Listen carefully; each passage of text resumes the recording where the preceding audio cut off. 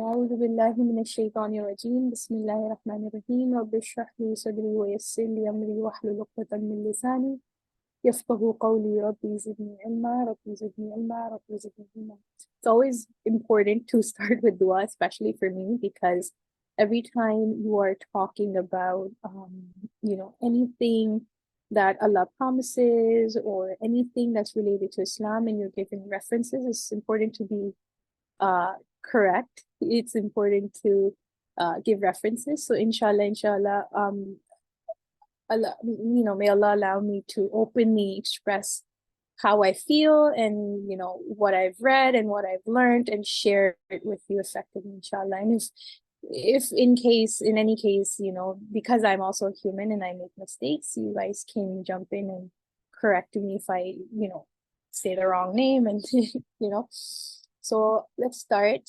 Last week we started with the tour of Jannah and we talked about setting our intentions, which we're going to do this week as well. We also talked about the doors of Jannah. We talked about what we will look like in Jannah. We talked about hellfire in contrast to Jannah. So before we jump into the next part of this, inshallah, we're going to do this in 3 parts. The first part we did sort of an introduction of, basically imagining how it would be like when we're entering Jannah. The second part, what we'll do is we'll talk about the homes in Jannah, and there's nothing that could, actually portray what our homes would be like in Jannah. And this was something that I found on the internet, and just to give you sort of put you in this right mindset when picturing your home in Jannah. So I use this picture, but feel free to imagine, what you would really want. Put yourself there and think about all of that while I'm speaking. So we're going to be talking about your homes in Jannah. What are the deeds that you would be doing to get a certain level of home in Jannah? And this was one of my favorite topics from the Jannah series, because in this worldly life there are a few things that we really really really give importance to, and one of them is residence. And we're all at this age where, as especially women, we love decorating our house and thinking about the landscape and the infrastructure and all of that. So Allah subhanahu wa ta'ala talks about this in the Quran, who's going to get what. We know from hadith that the Prophet Muhammad sallallahu alaihi wasallam has talked about it. So we're going to go into that. And then the third part we're going to inshallah do next week. So let's start by setting our intentions. So last week what we did, we're going to repeat that so that we're in the right mindset when we're talking about everything. We need to actually disconnect from everything that we would normally be thinking about, while listening to a lecture. So, even Allah subhanahu wa ta'ala says, everything that you do is based on the intention that we had. So if we're going to even be talking about this, if we're going to be discussing this, we need to set our minds to this intention, that we're not just listening, we are making the intention of doing actions that lead us to, what we inshallah desire for the hereafter. So what is our purpose here? How can we effectively apply today's teachings in our daily lives to pave our way to Jannah? So same as we did last week, let's take a moment, center ourselves, establish our purpose. Consider why we've dedicated this hour, of our busy weekend to discuss something that is seemingly, it's not too close, right? If we think about it in the future. So let's clear intentions, close our eyes, take deliberate, deep breaths, like intentional breathing. Focus on each inhale and exhale, and direct your heart to the rhythm of your breathing. What this does is it makes you picture your heart actually connecting to the purpose. So now your heart's expanding to take in the knowledge that we're going to be learning today. And speak from your heart. Speak purely from your heart, call out to Allah, with a deep breath, and say, I am present. I am present. My heart is open to learn, to reflect, and to act. And then we continue expressing, Allah, guide me on a mindful journey to your paradise, empowering me to undertake actions that lead me there, inshallah. So now that we've set our intention, let's dive into our topic. So your home in Jannah. As I've said, I cannot find any picture that perfectly describes what your home would look like in Jannah, because it's subjective, right? There is a structure that the Prophet Muhammad ﷺ describes, but it is not something that is the same for everyone. There are some things that are same all across the board, but depending on the levels of Jannah, you get a home that fits your level. So like how we discussed last week, there are doors to Jannah, there are gates to Jannah, there are 8 gates to Jannah. And depending on your actions, you get to enter through that gate. It's set that you're going to enter Jannah if you have those 8 qualities, or if you've done those 8 deeds. For example, you do a lot of askar, you say a lot of praises to Allah, you talk about Allah a lot, and which we're doing right now as well. Another thing that you can do is pray a lot. If you pray on time, you establish the prayer. We talked about that. But now that you're in Jannah and you're looking for your home, you're going to get your homes based on what you did in those good actions. So those are the basic actions you're in Jannah. So the Prophet Muhammad ﷺ tells us about Jannah and its structure. So the basic structure, when the companions of the Prophet ﷺ asked about Jannah, he said, its structure is 1 brick of gold, 1 brick of silver, its plaster is musk, its gravel is pearl and ruby, and its soil is saffron. So this is how he described it. So when we go deeper into this hadith, you find out that there are palaces that are made from bricks of gold and silver, and the plaster is musk, and the gravel is pearl and ruby, and the soil is saffron, which means that he's talking about the palaces, not just one palace, multiple palaces. Then Prophet Muhammad ﷺ says, according to Ibn al-Qayyim, rahimahullah, he says, he gives the scene that when you enter into a lofty house, like a tall house, and the distance between the ground and the roof is 100 cubits. Last week we discussed what a cubit is. A cubit is a unit of measurement of height. So it's super high ceilings, and he said that it's built on a waterfall of pearl and ruby, having green, red, and yellow paths, and none of the pathways in Jannah are the same as the other. So they're all different patterns of rubies of 3 different colors. So there's differences throughout, and he said that the water flows through the homes, and this is like all the homes in Jannah.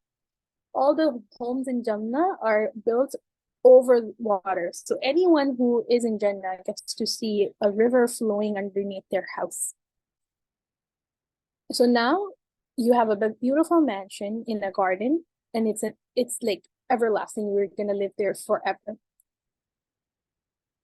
So Allah subhanahu wa ta'ala says, your houses, he doesn't describe it as houses or homes, he describes them as mansions.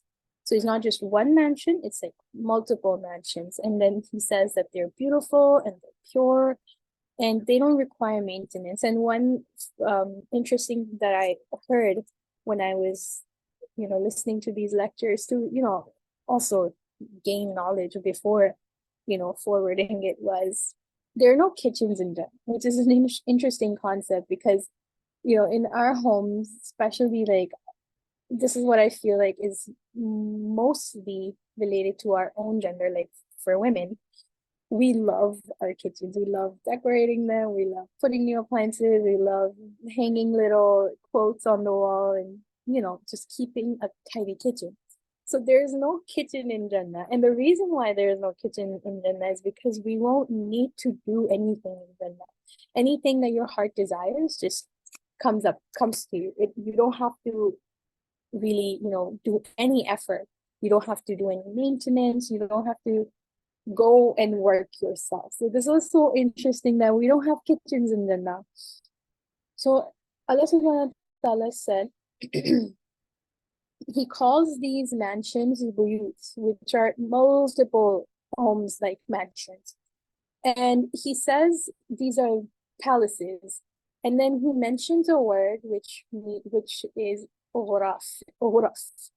Ghuraf are basically, if you loosely translate the word, it means apartments, like special rooms. But if you think about it, in dunya terms, apartments are smaller than homes. They're smaller than mansions. So you would think, why does Allah subhanahu wa ta'ala use the word ghuraf? And we're going to go into the detail, but these are different from the apartments that we see in this world. These are little, like separate pieces of mansions spread across your gardens of Jannah. So these aren't just like the apartments that we think of. They're going to be big mansions. It's just pieces of a state, how it's mentioned.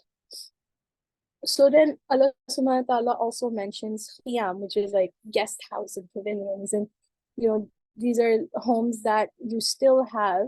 It's not like your primary place, but you still own them in Jannah. So the purpose of using all these different terms and mentioning all these different houses is that you're going to have a lot of land in them, which seems very like, how in this world we think if you're this rich or if you have that much money, you get, multiple properties. But in Jannah, the level is decided based on your taqwa.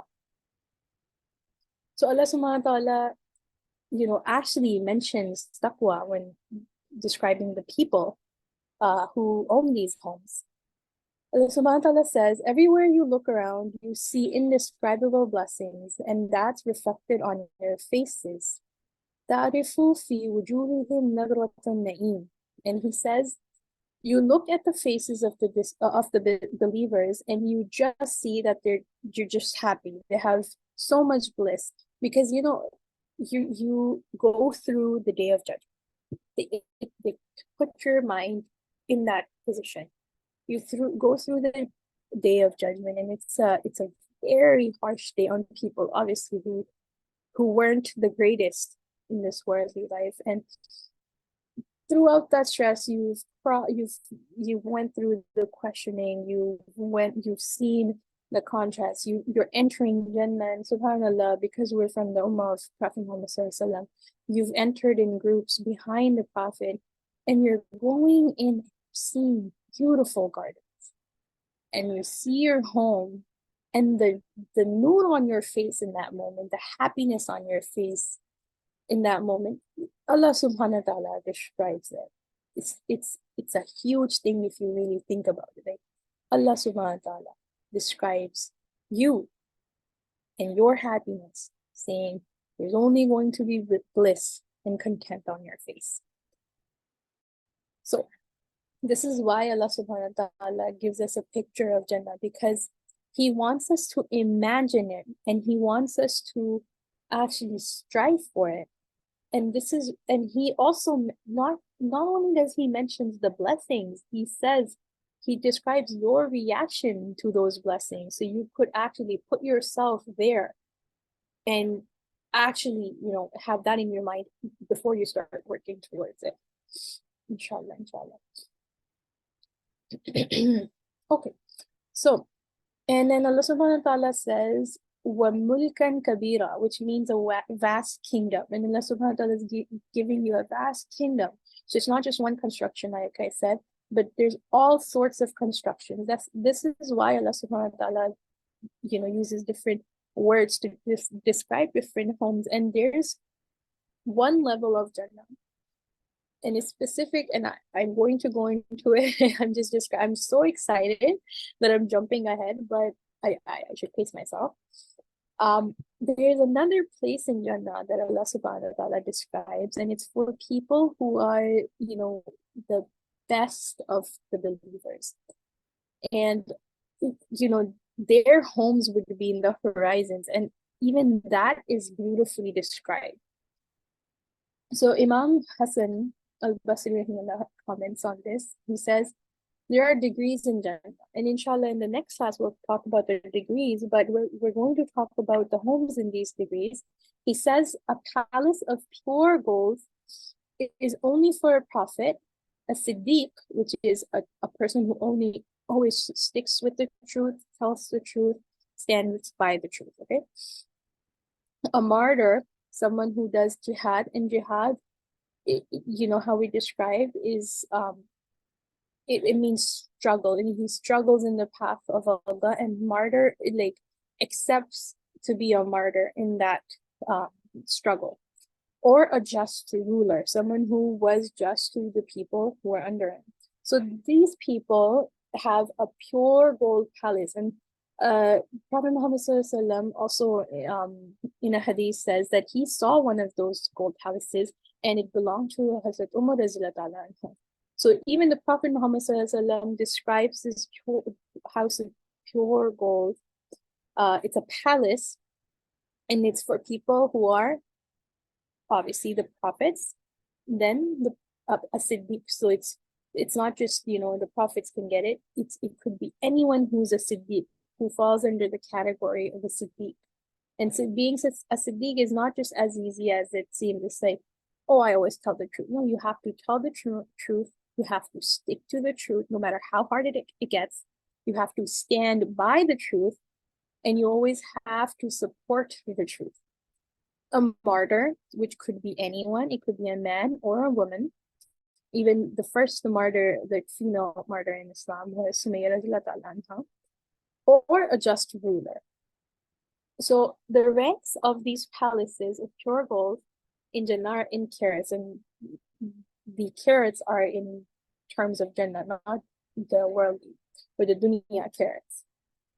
So then he further says that there are palaces in paradise, and you have some palaces of silver, and then some of pearl, and then some of ruby, and some of crystal. And Ubayd ibn Umar says the lowest person in paradise will have a home which will be one single pearl with its multiple gates and rooms. Remember last week, I wasn't sure what the question, the answer to the question was, and I actually looked up this hadith, and there actually is a palace of ruby in Jannah with multiple gates. And even, how we say it's the lowest level of Jannah, but it's in Jannah. So even if it's made of ruby, which considered, if we consider it, it's just the lowest level of Jannah. But even in Jannah, that would be 100 million times better than, a palace in this dunya, because it's going to be in a kingdom.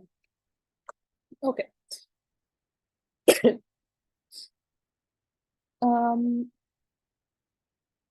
Sorry, yeah. So the highest level of Jannah, the word in the Quran says, how I said it's apartment. So these apartments are spread out. In Jannah, they're actually describing something higher, something that belongs only to the Sabiqun. Has anyone heard of the word Sabiqun in the Quran? And I really would want someone to unmute themselves and actually tell me where they heard the word Sabiqun.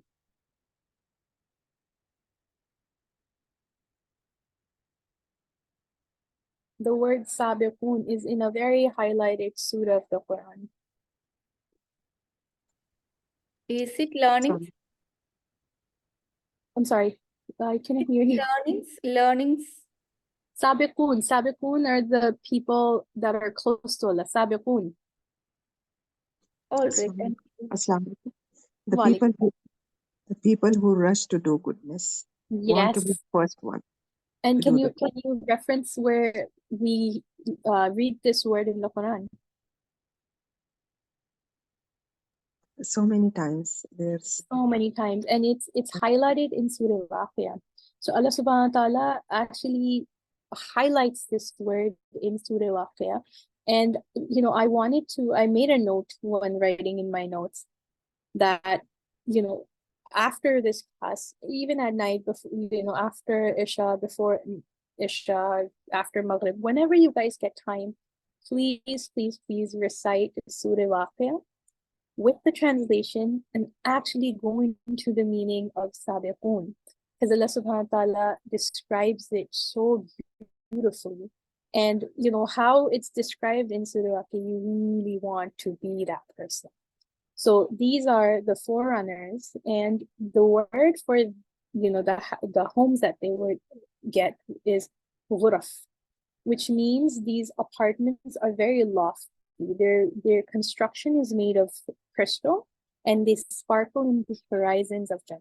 So you know what a horizon is? It's the point where the light, it gets a little blurry in the surrounding. It's very far, and it's going to be surrounding. Then it's going to be higher in Jannah. So the Surah Waqia reference that I was talking about was there are three types of people Allah subhanahu wa ta'ala describes in that surah. The first one would be the people of the right hand, which would be eternally in contentment. They would have eternal joy and rewards. The second people would be the people with the bad news, which would be the people of the left hand. So you understand the right and hand people contrast. The people who are going to get the results in the right hand would be the ones with good news, and the people who would get it in the left hand would be the people with bad news, and they're going to have their hand behind their back. You know how little kids do when they don't want to take something from you? Yeah, that's how Allah subhanahu wa ta'ala describes them. They would refuse to take their results because they don't want to see it, and they will be forced to take it and pushed into hell. So those are the second type of people. And the third type of people are the people who are drawn close to Allah, and their qualities are that they're sincere in everything that they do. They strive in everything, and they try to do it in the best way possible. So if you're trying to, establish prayer, and, we'll be intentional not to say just pray, we'll say establish prayer, because establishing prayer means you're actually trying to perfect it. So these are the people that try to perfect everything that they do. So they're going to be perfecting their fast. They're trying to be perfecting their charity. They give charity in a way that, how Allah subhanahu wa ta'ala describes it, or how we know it from the hadith. They try to race to do good things. And then the third quality is they hasten to forgive when someone else falls short. So they're very forgiving. So these are the three qualities. I'm going to have to take a 1 minute break. Give me 1 second.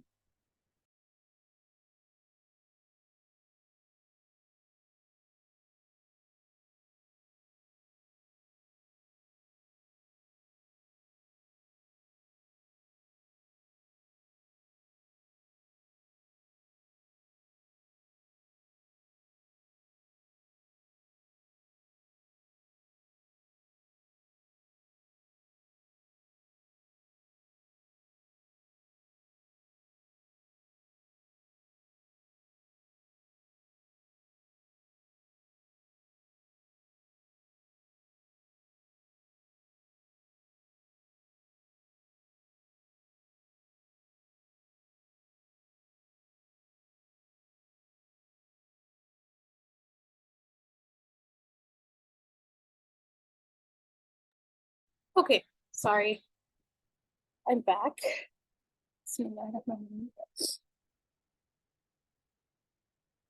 Okay, so the houses that are in the horizons of Jannah, the Ghuraf, they're like glimmering shallots in the sky that look like stars to the rest of the Jannah. So when people look up in Jannah, it will be like a bright glow across the sky. It would be like something that was lifted higher than anything else, and it would be sparkling.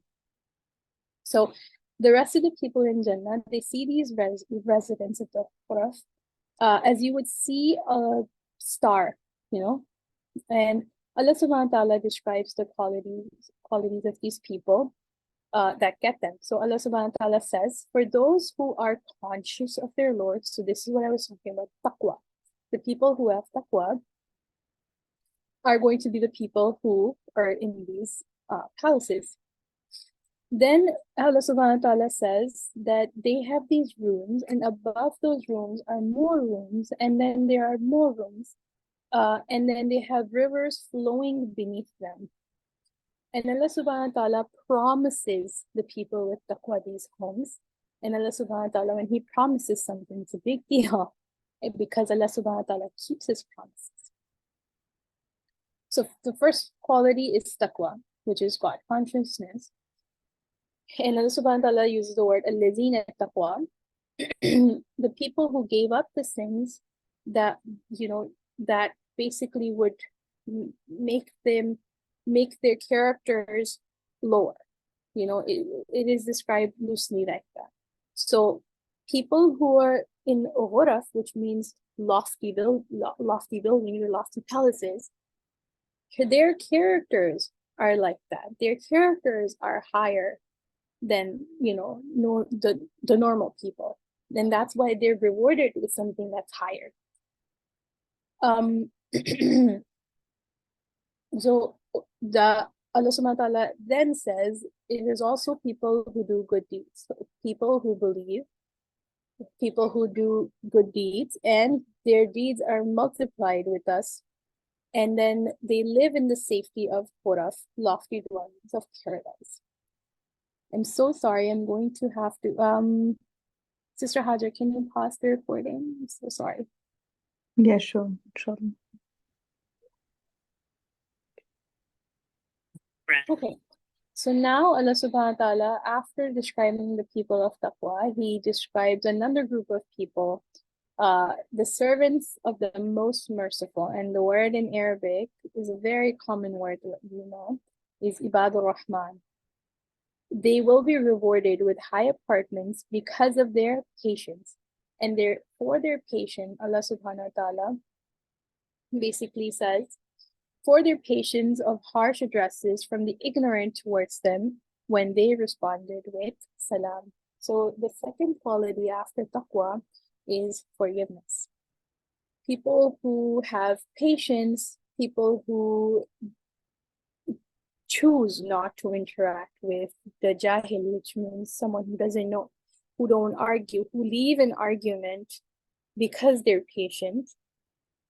They're the second kind of people who get that reward because they chose to disconnect from something that brought their higher selves to a lower level. If you really understand the psychology behind it, it's people who chose to be the bigger person.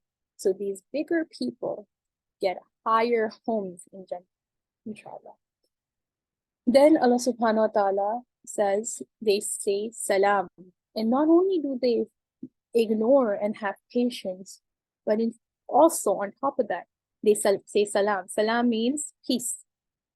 So that really means is not only am I choosing to not argue with you or debate with you or fight with you or waste time with you or bring myself down to that level, but I'm also saying peace. I don't want to do this. Peace. I want to maintain peace. Salam. So Allah subhanahu wa ta'ala says that He's responding to them saying salam with Allah subhanahu wa ta'ala saying salam, peace, to the people who chose the path of peace.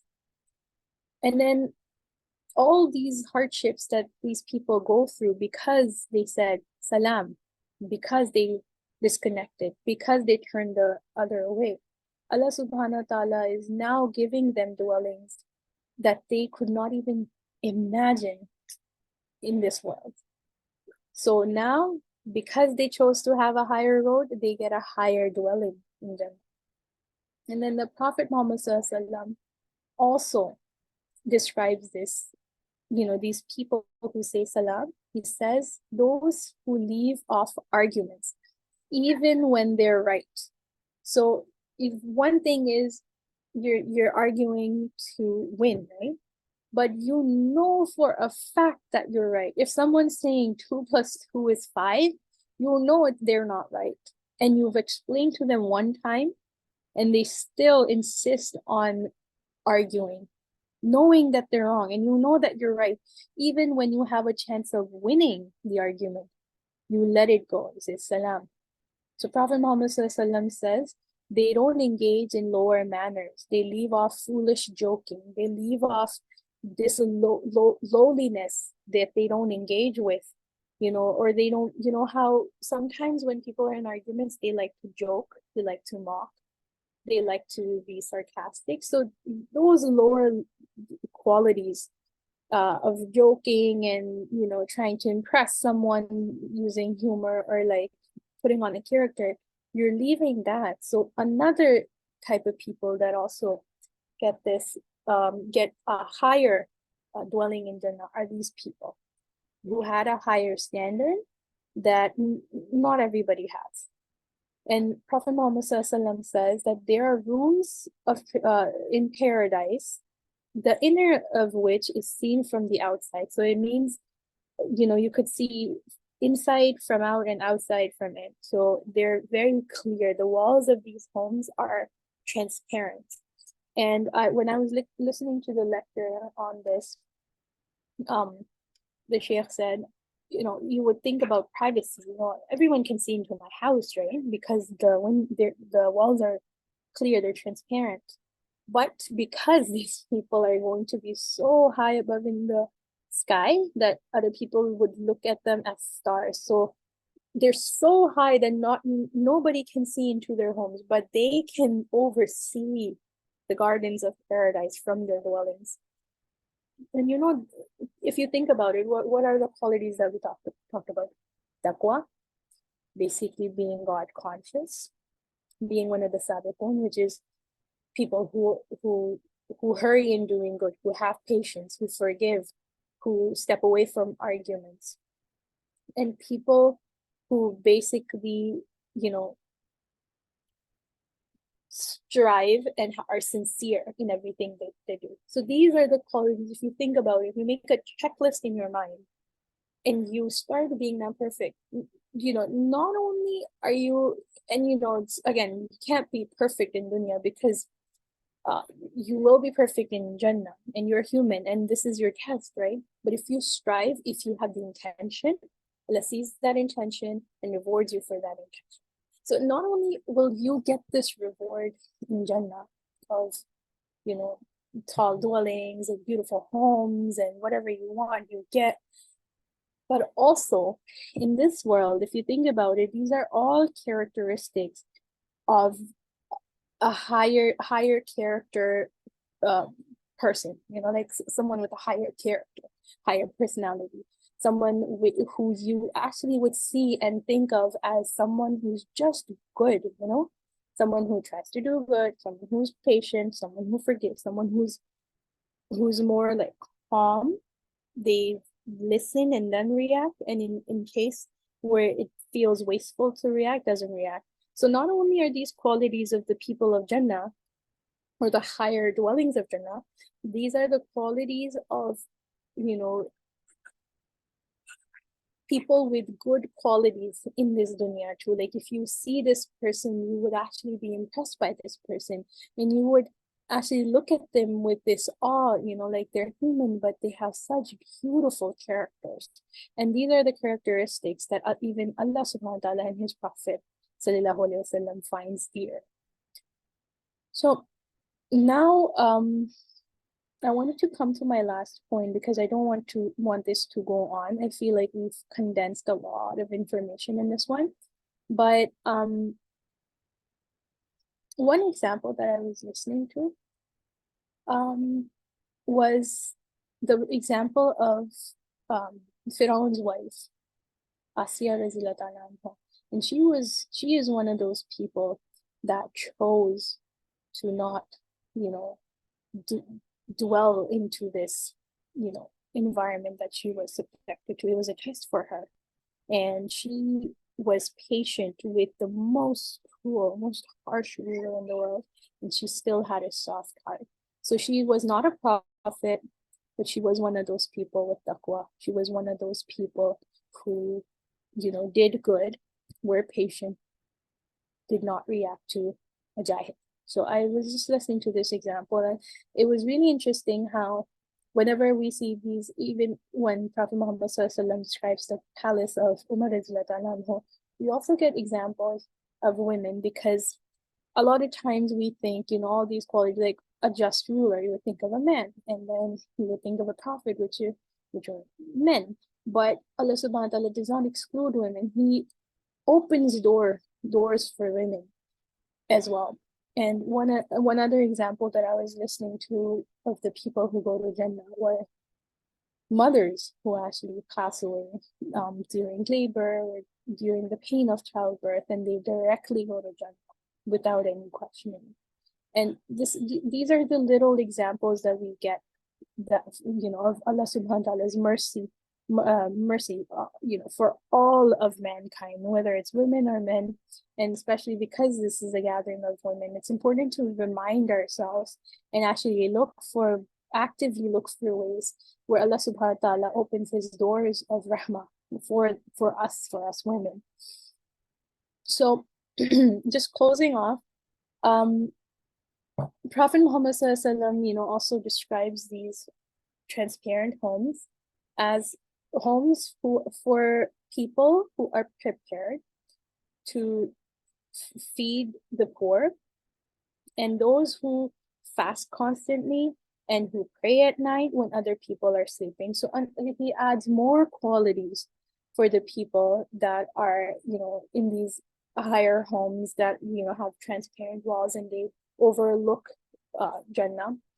So these are people who feed the poor, which is very easy for us to do with good intention, not the intention of, telling people about it later. Oh, we do charity, we volunteer. No, this is only for Allah. My reward is with Allah. Second quality is who fast consistently. So not just the month of Ramadan, but outside as well. People who fast, and not only fast consistently, but their fasts are pure, like the intention is pure. And then the third was people who pray at night. So this is the tahajjud prayer. When everyone else is sleeping, Allah subhanahu wa ta'ala actually describes this, that Allah subhanahu wa ta'ala is closest to us when we wake up for tahajjud in the middle of the night, in the darkness, when we're alone, everything is quiet, and we're just connecting to Allah subhanahu wa ta'ala with our hands raised, asking Allah subhanahu wa ta'ala. We're so vulnerable in that situation. We're so open to, with our du'as, with our expressions. We're so close to, you can actually, if you actually think about it right now, any time that you have prayed tahajjud, you can actually picture the feeling that you felt in the tahajjud prayer, how close you were to Allah. You would cry, you would have your hands up, you would even go in sujood and talk to Allah subhanahu wa ta'ala while your head's touching the ground.